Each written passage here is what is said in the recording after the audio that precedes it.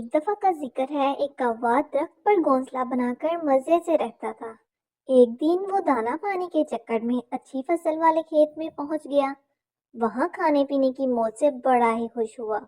اسی خوشی میں رات کو وہ گھر آنا بھی بھول گیا اور اس کے دن مزے میں وہی گزرنے لگے۔ ادھر شام کو ایک خرگوش اس درخت کے پاس آیا جہاں کوے کا گھونسلہ تھا۔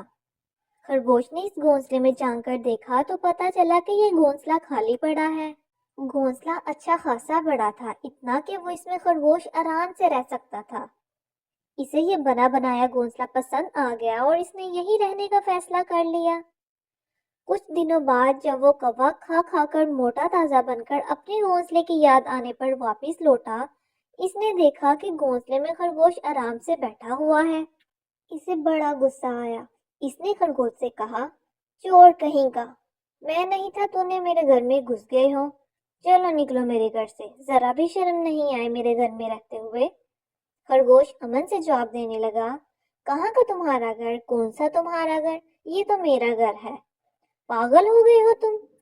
ارے کنواں، تالاب یا درخت ایک بار چھوڑ کر کوئی جاتا ہے تو اپنا حق بھی گنوا دیتا ہے، یہاں تو جب تک ہم ہیں وہ اپنا گھر ہے، بعد میں تو اس میں کوئی بھی رہ سکتا ہے، اب یہ گھر میرا ہے، بیکار میں مجھے تنگ مت کرو۔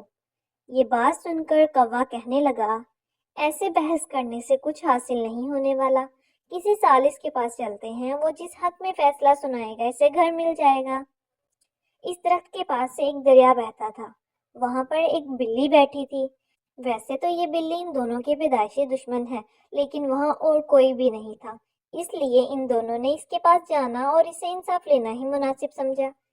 احتیاط برتتے ہوئے بلی کے پاس جا کر انہوں نے اپنے مسائل بتائے۔ انہوں نے کہا، ہم نے اپنی الجھن تو بتا دی ہے، اب اس کا حل کیا ہے؟ اس کا جواب آپ سے سننا چاہتے ہیں۔